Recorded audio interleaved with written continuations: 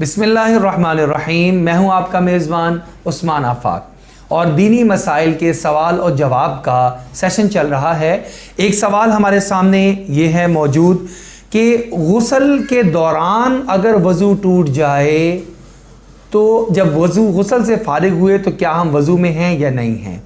तो ये बहुत ही आसान बात है समझने के लिए कि अगर हमारा गुस्ल के दौरान में वज़ू टूट गया है, अब इसके बाद अगर तो हम गुस्ल से फारिग हो चुके थे, हमारे जिस्म के ऊपर अभी पानी मौजूद था, अभी हमने सिर्फ उसको साफ नहीं किया और वज़ू टूट गया है, तो अब हमारा वज़ू टूटने की वजह से हमें दोबारा वज़ू करने की ज़रूरत पेश आएगी।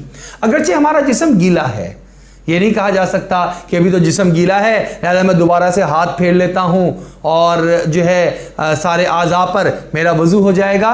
ऐसा नहीं होगा आपका वज़ू।